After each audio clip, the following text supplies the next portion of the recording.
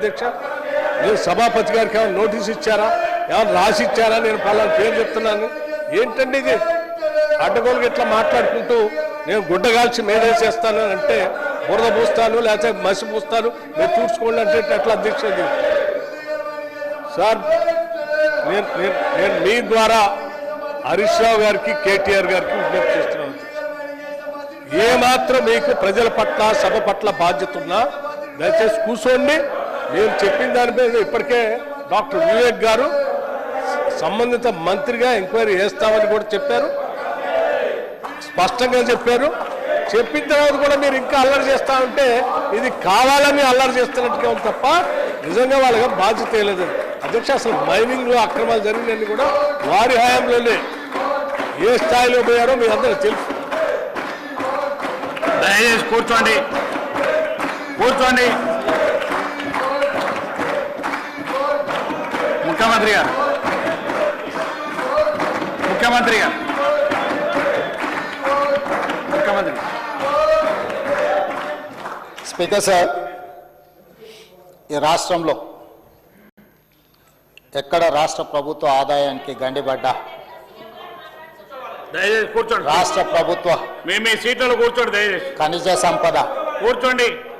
లేదా ఇతర ప్రభుత్వ ఆదాయానికి గండిపడే కూర్చోండి.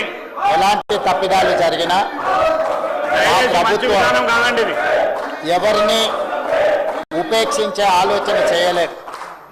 ఈనాడు ప్రతిపక్ష సభ్యులు ఏదైతే అంశం లేవనెత్తిందో రాఘవ కన్స్ట్రక్షన్స్కు సంబంధించి, ఈ రాఘవ కన్స్ట్రక్షన్స్కు నోటీస్ ఇచ్చింది. దీనికి సంబంధించి చర్యలు తీసుకోమన్నది. దీనికి సంబంధించిన చర్యలు తీసుకున్న తర్వాత సినరేజ్ ఛార్జ్ కింద 1,52,97,825 రూపాయలు, అదేవిధంగా పర్మిట్ ఫీ కింద 1,22,25,446 రూపాయలు Raghava constructions India private limited నుంచి ప్రభుత్వం, మైనింగ్ శాఖ ఈరోజు వాళ్ళ దగ్గర పన్నులు కట్టించుకోవడం జరిగింది. అయితే ఈరోజు సభ్యులు ఏదైతే సహచర మంత్రివర్గ సభ్యులు పేరు తీసుకొని లేదా వాళ్ళకు సంబంధించిన కంపెనీ ఇది అని ఏదైతే చర్చ చేస్తున్నారో అధ్యక్ష, ఇది వాళ్ళు కనిపెట్టి లేకపోతే వాళ్ళు ఫిర్యాదు చేస్తే తీసుకున్న చర్య కాదు అధ్యక్ష. మా ప్రభుత్వము ఈ assistant director of mines and geology Rangareddy జిల్లా, మా ప్రభుత్వమే దీనికి సంబంధించిన వివరాలు సేకరించి ఆ సంస్థకు నోటీస్ ఇచ్చి ఆ సంస్థ నుంచి రాష్ట్ర ప్రభుత్వానికి రావాల్సిన బకాయిలను తీసుకోవడమే కాకుండా దీనికి సంబంధించిన అనుమతులను కూడా పరిశీలించండి, చర్య తీసుకోండి అని చెప్పి మా ప్రభుత్వం చర్య తీసుకున్నది. ఇందులో ప్రతిపక్షం ఫిర్యాదు కానీ లేకపోతే ఇంకెవరైనా ఇక్కడ తప్పిదం జరుగుతుంది, ఇక్కడ ఎవరో మంత్రులకు ఇందులో పాత్ర ఉందని మాకెవరు ఫిర్యాదు చేయలేదు అధ్యక్ష. నేను ఇవాళ ఒకటే మాట చెప్పదలుచుకున్నా, సభ్యులు ఏదైతే వివాదం లేవనెత్తాలని, ఒక మంత్రి మీద బురద చల్లాలని, వాళ్ళ అక్కసు అసూయ, వాళ్ళు అనుకున్న పైరవీలకు ఆ మంత్రి సహకరించడం లేదని, ఆ మంత్రి మీద ఒత్తిడి తీసుకురావాలి, ఆ మంత్రిని బ్లాక్ మెయిల్ చేయాలని కొంతమంది సభ్యులు ఏదైతే ప్రయత్నం చేస్తున్నారో, బ్లాక్ మెయిల్కి ప్రభుత్వం భయపడదు. ఇలాంటి బ్లాక్ మెయిల్లు ఇంకెక్కడైనా జరుగుతాయేమో కానీ ఈ ప్రభుత్వం దగ్గర జరగదు. ఈనాడు ఏదైతే 2008-2025 నాడు ఎన్విరాన్మెంటల్ ఇంజనీర్ కానీ ఇతర అధికారులకు ఫిర్యాదు చేసిందే మా ప్రభుత్వం, ఆదాయాన్ని రాబట్టిందే మా ప్రభుత్వం.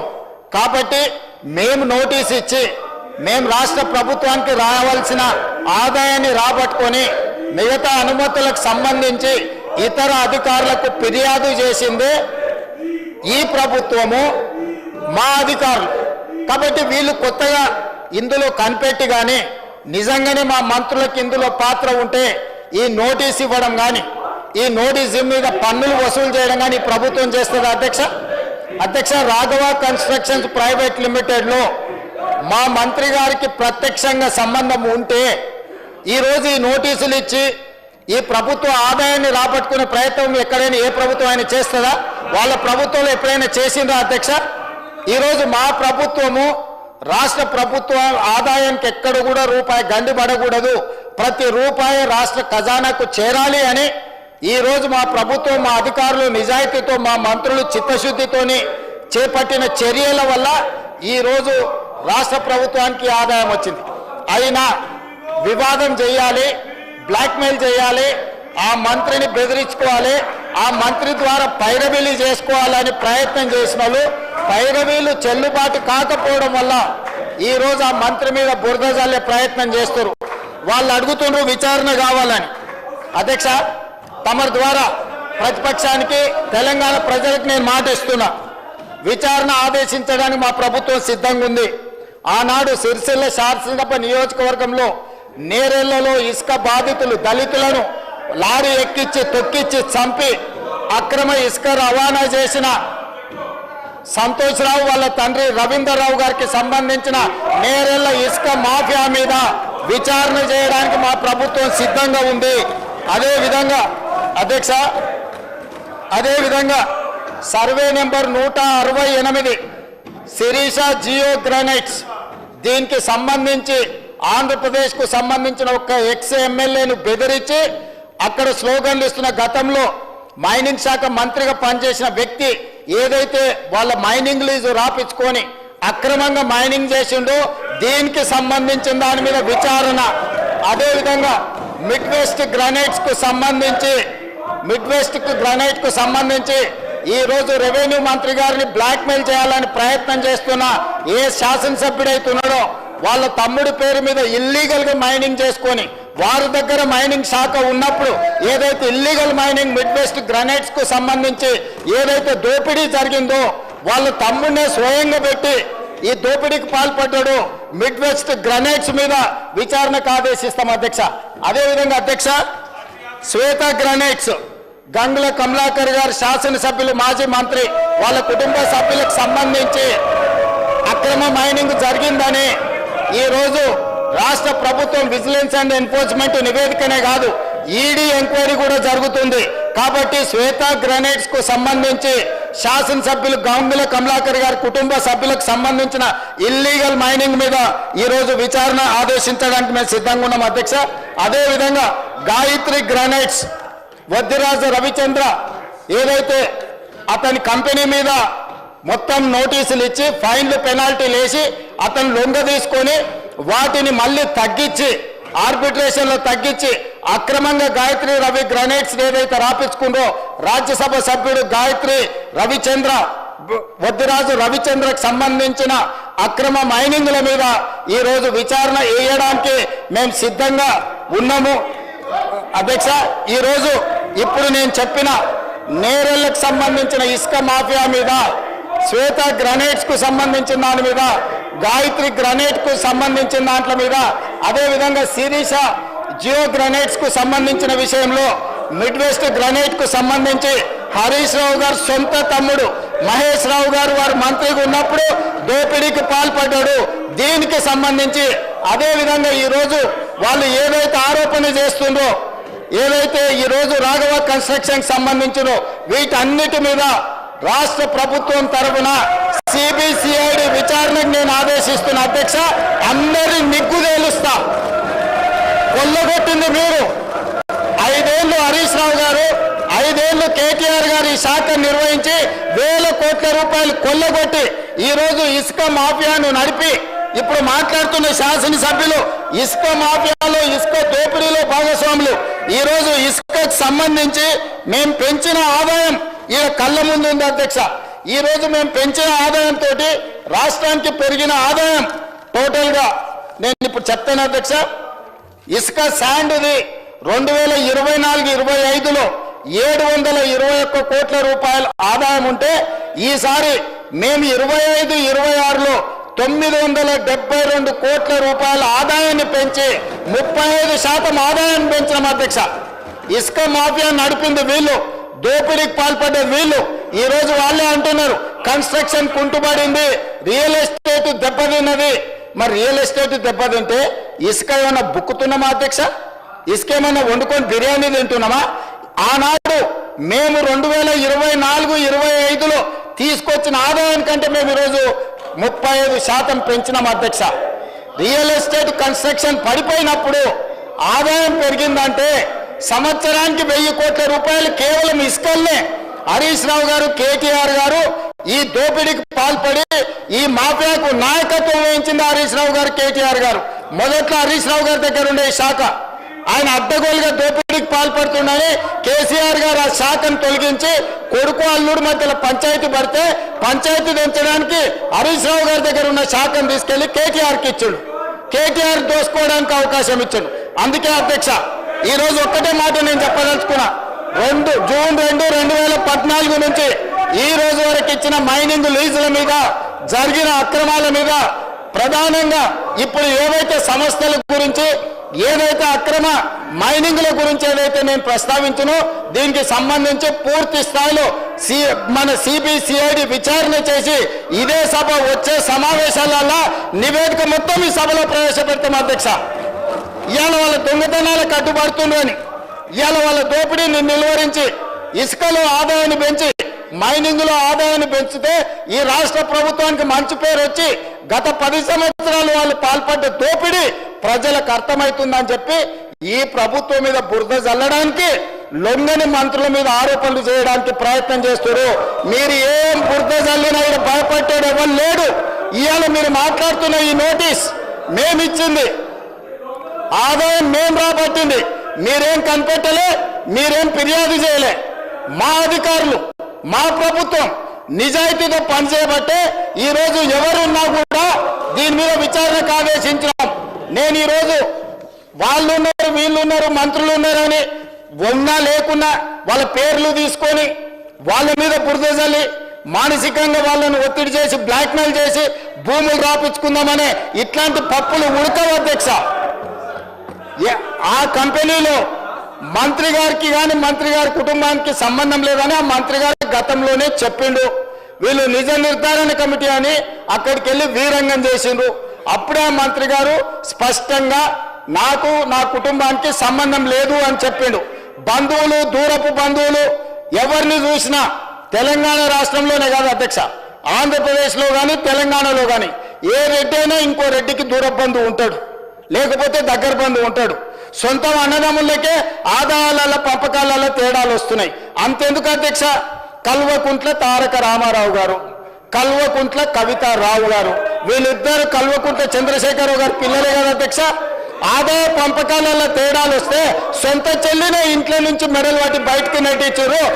సొంత అన్న చెల్లెలకే ఆస్తి తగాదాలుంటే పొంగులేటి శ్రీనివాసరెడ్డి, పొంగులేటి కుటుంబ సభ్యులు ఎవరికో బంధువులకు వ్యాపారం ఉంటే పొంగులేటి శ్రీనివాసరెడ్డికి ఏం సంబంధం అధ్యక్ష?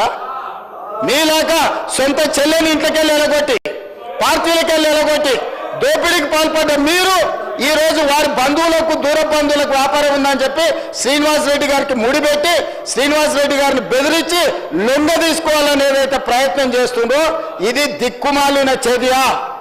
ఇలాంటి దిక్కుమాలిన ప్రయత్నాలు చేయకండి.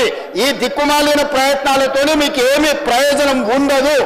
కాబట్టి నిక్కచ్చిగా ఈ ఇసుక మాఫియాలో కానీ, లీజుల మాఫియాలో కానీ గతంలో ఫైన్లు, పెనాల్టీలు వేసి వాటిని తగ్గించి వాళ్ళని పార్టీలోకి చేర్చుకొని తిరిగి మళ్ళీ తొలగించాలని చేసిన ప్రయత్నాలన్నిటిని కూడా ఈ విచారణ ద్వారా నిగ్గు తేలుస్తాం, ఒక్కరొక్కరి సంగతి చూస్తామని చెప్పి తమ ద్వారా తెలియజేయదలుచుకున్న అధ్యక్ష.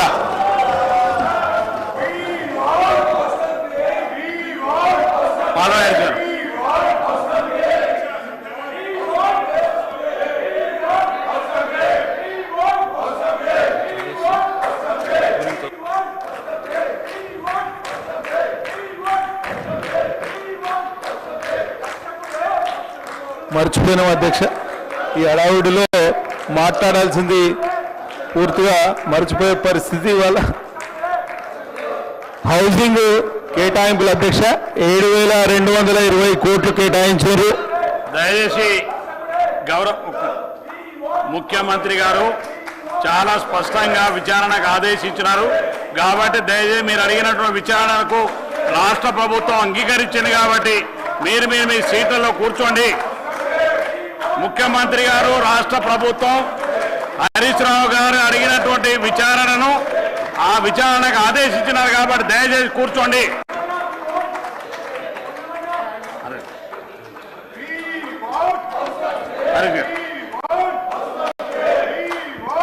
Discussion and reply by the minister concerned on the demand for the grants are completed.